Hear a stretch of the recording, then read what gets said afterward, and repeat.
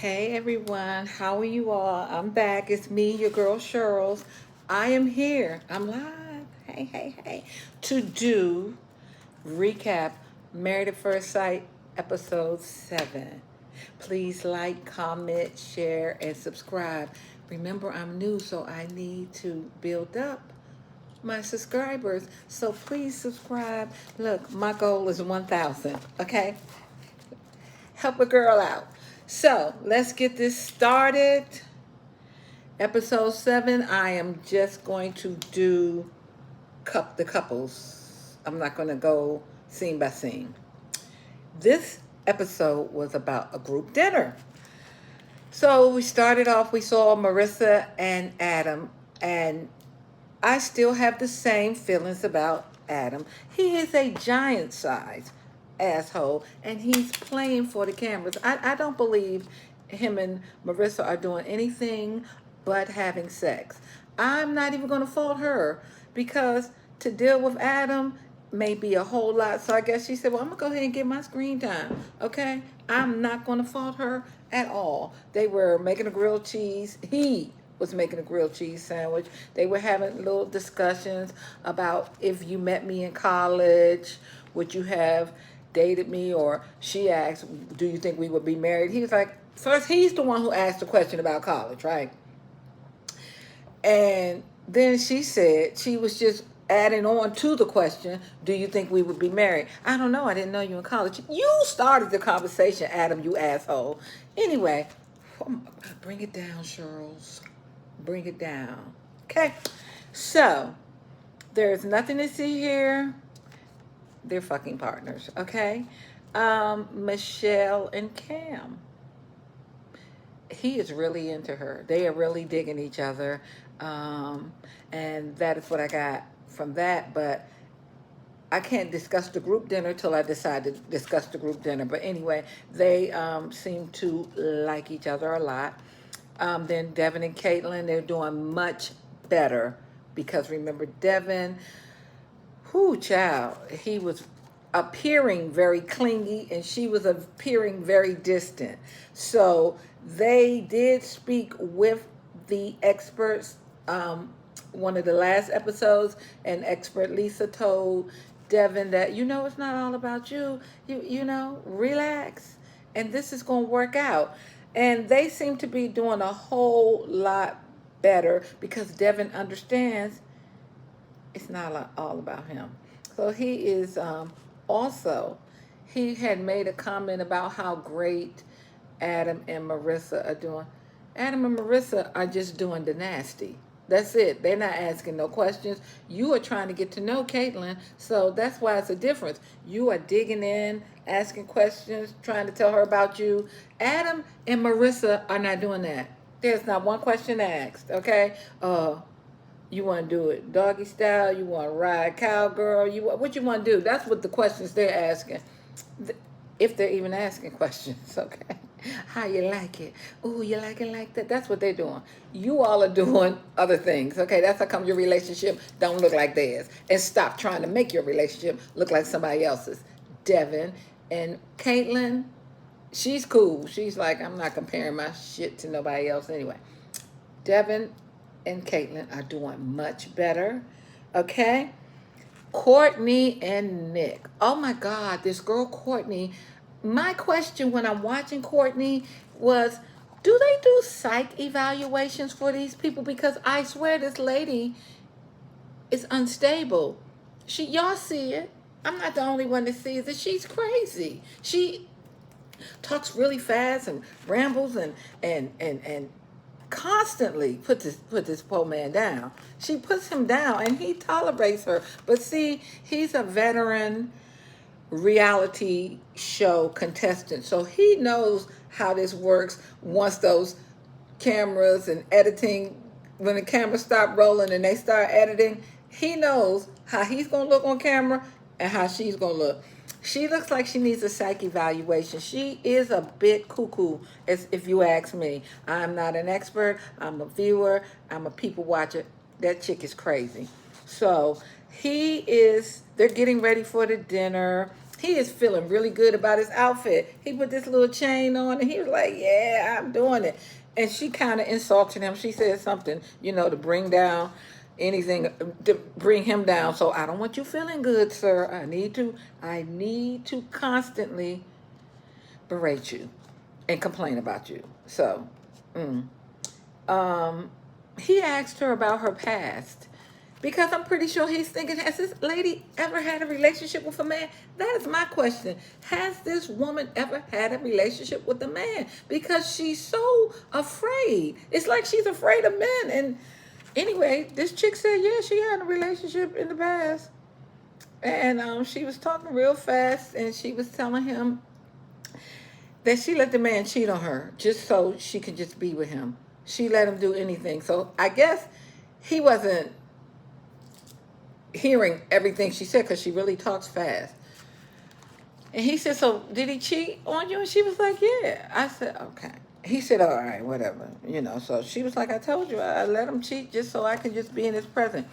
I think that she only had a relationship with one man and that was it. And then she started getting into the bodybuilding. This woman knows nothing about socializing, social cues, how to be in the presence of a man or how to respect your man. Like, that's your man. So when you get around other men, you can't be all up in their faces. This is your husband, girl. He's your husband. Nick is your husband. Felipe is Tori's husband. And Adam is Marissa's husband. All right. Next couple. Mecca and Belle Cholet call themselves Becca, remember? And they were looking really good. He came in that bathroom and he said, oh, we peaches and cream. They really look good. They are really a stylish couple. They were talking about whatever they were talking about. But in his confessional, he said that ever since he made that dumbass comment, the 150/80, he has been the one that has to make all the moves to show affection. Because when girlfriend says she's going to dial it back, she dialed that back. You ain't going to make me look like no fool on here. If you really don't feel for me, I'm not giving you me. You come get it, okay? So he says that, that's what he said. So they're getting ready for the dinner, okay? So then we have Tori and Felipe, and they're also getting ready for the dinner, and they discuss their sex situation, and you all are going to be really, really mad at me because I did not write down anything that they said about this. I guess it's fine. She said everything was cool. I was in my head. I went and slept on the couch. But, she went back in and been getting more ever since, I guess. I think they're doing it. They're fine. She's happy. Let's get to this dinner. Marissa and that clown Adam arrived, and Adam had on some old man outfit, a matching short outfit that looks like, Hawaiian shirt, Hawaiian shorts, and a hat with feathers. People started commenting on what he had on. So at the dinner, the experts are in another room or in another location, and they are looking at what's going on at the dinner. And Paul, I think he has the same reaction to Adam that I have, because he was like, he does stuff for attention. He does stuff for attention. He put that outfit on just so he can get some attention. He wants to make a statement. He could have put on something. Why did they keep showing that did he know the tag was on that outfit? Did Adam know that he had the tag on that outfit? Anyway, Paul said Adam needs to take control of every situation, and that is why he has on this clown outfit. So when people started commenting on, oh, look what you got on. Oh, yeah, the hat is made of this type of bird feathers. And they're not saying it like you look good and I wonder where. They're saying, damn, really? You let him come out like that? See, this is how come that their relationship, Adam and Marissa, is just strictly sex. Because We not letting our husbands go out the house looking like, no, you're not wearing that. Not with me. Oh, no, no, no, no, no. You will not be wearing that. She didn't say anything. Just everything he does is funny. That's because he's digging her down, okay? So, Nick and Court arrive holding hands. And we all know that it's just a facade because quickly they dropped hands as soon as they got in the door. She probably dropped his hand when she saw Adam or when she saw Felipe, because she don't want them to know that they together. Excuse me, girl, you're on a show where everybody is married. Y'all know she is something. I'm telling you what I know. I'm not Notre Dame. I'm not Miss Cleo, but that girl has some mental issues, and you all see it in every single episode. It is something wrong with her. I think she needs help. I'm not trying to be funny. She got a couple of screws loose. Oh, and while they were at the house getting ready, and she was talking to Nick, and she was burning her hair. She had that curling out, because remember, she got some extensions. She must have some synthetic hair or something. But she was curling her hair and burning it. Anyway, enough about them right now. Then Mecca and Belle came in. Ooh, they were so beautiful. The doctors was the expert. They were like, look at Mecca and Belle. Yeah, Mecca and Belle representing, right? Yeah. Nikki came in solo. Okay, so Devin and Caitlin came in. I don't remember anything significant about their arrival. Michelle and Cam, I don't remember anything significant about this arrival, except for they are all lovey-dovey. Right. So Nikki showed up solo and said Sean had a work thing or something, but I don't know where he is. And the doctor said, yeah, they had a fight. She sure don't know where he is. So then Sean showed up later. When Sean showed up, he didn't greet Nikki, okay? So then they showing all the little group combos before the meals. Mecca and Belle, Sean and Nikki had a double date the night before. Guess who fought at that? Okay. Felipe tells Nick that they are him and Tori are 99% good. And Nick said, well, what's the 1%? And he said, the 1% is she's a little guarded, but that's okay. Nick told Shorty Sean that Courtney is an open book, but holds back a lot of details. Is she an open book then if she's open? Because isn't a book a real detailed story? Nick is really trying to put her in a good light. Nick is, even though he's a reality show constant contestant, he is playing the game really. He's making her look good. He doesn't say anything bad about her. When he does say something bad, he like he said, well, she's an open book, but she does hold back a lot of details. That wasn't anything bad. If she told it, she was like, oh, he's just a liar. All he does is lie. You know what I'm saying? Okay. Tori opens the dinner. I guess a bell rang or something. But let me see what the doctors were saying too.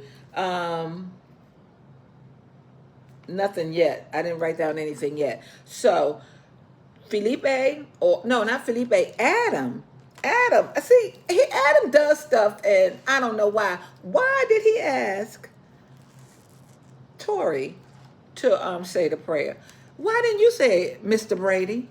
But anyway, Tori opened the, she did the prayer. But when she was praying, she said she was praying to the upper guard, upper guard or upper God. That's what I heard that, so I had to write that down. Anyway, Cam is gushing about how good Michelle makes him feel, and they did it. They did the nasty. He told that. Everybody starts to speak on their relationship. Marissa said her and Adam are having fun. We know that. That's all you all are doing. Courtney said, Frazzle Rock, she did come up with, so what else? What else other than fun? What else are y'all doing? So Adam gave some bullshit answer. And because I don't like Adam, and I knew it was some BS, I didn't write down what he said. Felipe says Tori is amazing. He is committed to being a good husband. He has a fear of losing the passion. And when the doctors heard that, they said, "Oh, we can help him with that. That is not anything he needs to, worry about. We can help him with that feeling." Um, Paul said that he sees, Dr. Paul says that he sees reluctance in Mecca. Not at that dinner, you didn't. You didn't. You're going by what you've seen in the past. At the dinner, Mecca was all right. But because you have that narrative about him, you said, you see, that I didn't see it at the dinner, and you didn't either, Paul. Get your eyes checked. But Dr. Lisa said, well, when Courtney speaks, you see, she done turned her back totally to Nick. Yeah, because she is running him down constantly. Courtney speaks on Nick very negatively. She talks about how she has never kissed on the first date. She probably never had any other dates other than the guy that she used to let cheat on her. Courtney is probably on some kind of medication that she's not taking, and she needs to take it because this girl is unraveling right before our eyes. And then she's talking, she's just talking so much that the education Dr. Sean had to jump in and give some kind of analogy like, well, maybe you feel the way you feel because you're an athlete and you're always practicing, and you really don't want to practice, but that's what you do, and you're not really into the practice, but on game day you're committed, you're in there. So maybe that's how you handle everything in life. Whatever. Nick says the relationship is fine in his eyes. She says, Courtney says that he lacks confidence. Nick is flabbergasted because of that, because he said he's never been accused of being insecure. Never heard anybody say that about him. Becca, Mecca and Belle. Mecca starts talking about how great Belle makes him feel and how this relationship, he said, just this whole situation with everybody talking. He said guys usually get together and they don't talk about anything with any substance. He said, but being around the women, it makes you open up more, and being around Belle makes him open up more. This woman is everything to him. She is basically making him see his softer side. But then he says, see, he always, because he's Logic's son, he has to ruin everything. Then he said, yeah, I'm happy with what I got, especially when she turned around and I saw that wagon. You could have kept that silly shit to yourself. And secondly, she don't have no wagon back there. This girl is a little petite. She has a cute shape, but she is not dragging no wagon. And you didn't have to say that. She is your wife. God damn. Just mess up everything. Logic, I blame you. Okay, so because he said that, the experts were like, oh, he's very performative. Yeah, he's performing for the guys.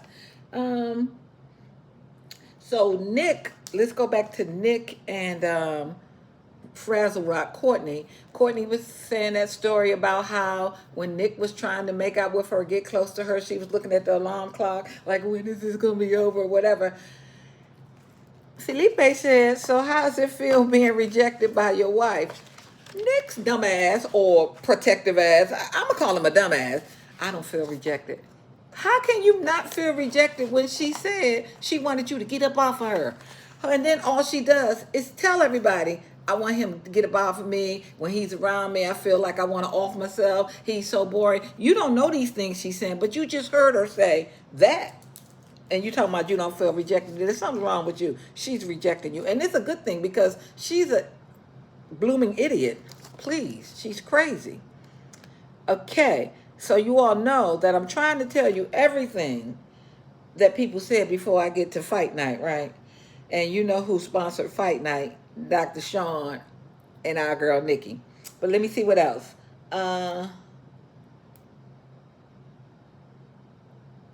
Michelle, the doctors think Michelle and Cam are authentic. They are an authentic couple. They think Devin and Caitlin are committed to each other. And they said they'll help Felipe understand about losing the passion, and here we go.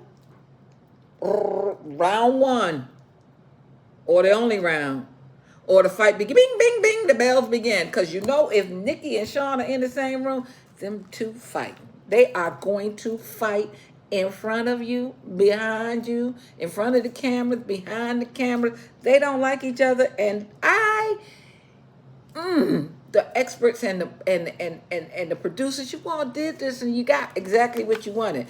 Got old short man. Okay, let us go. Nikki and Sean. She says Sean frames her as the problem. Now she's talking about the night before. Nikki, Sean, Belle, and Mecca had a double date, and of course, they fought on that double date. So Nikki says that Sean frames her as the problem. Sean discussed last night this double date with Becca. He said the word anxious and Nikki in the same sentence, and Nikki blew up. And you know she came back with fire.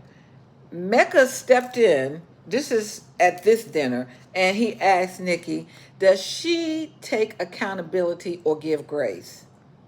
Nikki says she tries. She tries. But Sean calls her names like crazy.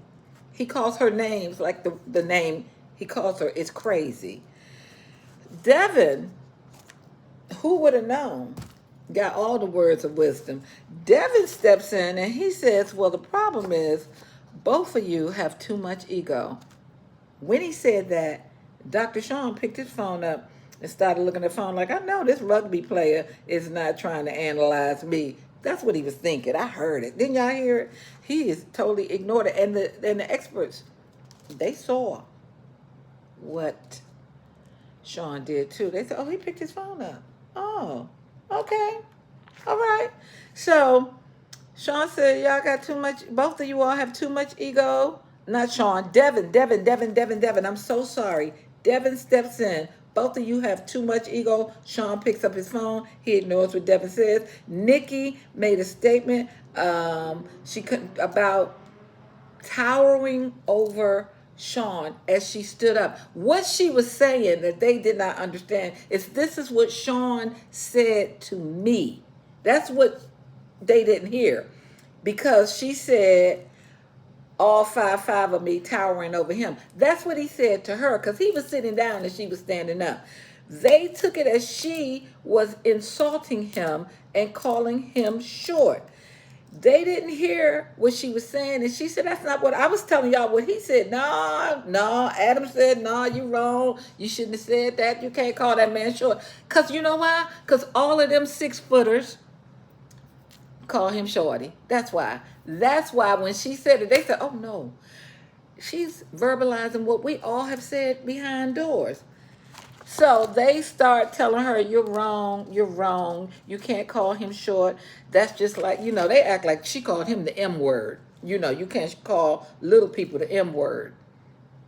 Y'all know what the M word is. I'm not going to use it. But that's what they acted like Nikki said about Dr. Sean. They were like, you're wrong. They wanted to tell her she was wrong anyway about everything. But because she happened to say short or 5'5" or whatever she said, oh, now we can all jump in and say, you're wrong, you're this, you're that, you're that. And they did it. Even old Frazzle Rock jumped in. I can't defend you on a short thing. No, nobody wants you to defend them on anything. I want you to get some help. Frazzle Rock, I'm talking about Courtney. Crazy. So after the dinner, we see Nikki and Sean outside talking. Nikki has Sean's jacket around her shoulders, and Nikki is laying Sean out. You didn't even defend me. You let all those people attack me. You didn't say this on the inside. You didn't do this. And Sean said, all right, I ain't arguing no more. You're right. I'm wrong. And she still goes in like I'm not backing down. I'm continuing this beat down on you. I don't care that you are saying I'm right. I'm going to beat you down because you did not defend me. And she kept going in. And then I guess Lil Sean said, okay, that's enough. Won't you just leave? Won't you just leave? And you know what she said? Took that jacket off her shoulder, gave it to him, and she left. So, in the next scene that we see them together, they're at the apartment, and he's like, "Look, I don't want to argue anymore." She said, "You're not going to, because I'm gone. I'm going home. This is too much for me. I'm going to need some time alone." So, they show her leaving. I think that was the last scene, but I got to go back because they also showed Courtney and Nick talking outside at one point, and this heifer, Frazzle Rock, says Adam doesn't have to explain himself because he's the best looking guy in there. She said that in front of her husband. You see what I'm saying? This chick don't know that this man is her husband. This chick don't know that she's in front of the camera. This chick is mentally ill. You do not do that. That's why you ain't never had a man, because you don't even know how to respect them. You know, that's very disrespectful that you're going to compliment somebody that he's seen you flirting with. You want him, you know, and then you're going to say he's the best. Well, what about me? He said, what about chopped liver? Oh, no, you know, you're the best looking man. You're my husband. Uh-oh. And then she tried to act like he was wrong by getting upset. No, bitch, you wrong. You wrong. This is your man. You're not even paying no attention to him ever. And then you're going to say in front of the cameras that Adam, Mr. Mike Brady lookalike, dressed like an old man at a retirement village, is the best looking man in there. Yeah. So in the car on the ride home, Nick says, "So what's up with you saying I'm insecure?" I'm not insecure. I've never been accused of being insecure. Then Frazzle Rock just starts babbling about, you know, you good looking men, you don't have a problem, you've never been rejected. And he was like, "Bitch, I have been rejected before. What are you talking about? Y'all need to get that girl some help." He was like, "No, no, no, no, no. Your statements are untrue. I have been rejected. I am a regular human being. Negative things happen to me." And I don't even know how she ended the conversation because, like I said, I get really frustrated with her, and so I stopped. But I think the last scene of this episode was Nikki leaving the apartment and old Sean going to sit on the balcony, probably got a pipe or a blunt or something to smoke, and then was like, "Good, I ain't got to deal with Nikki's ass tonight." Anyway, thank you all for watching. I'm your girl, Cheryl. Please like, comment, share, and please subscribe. I'm trying to build up this channel, so help us sister out. Thank you, and have a great day.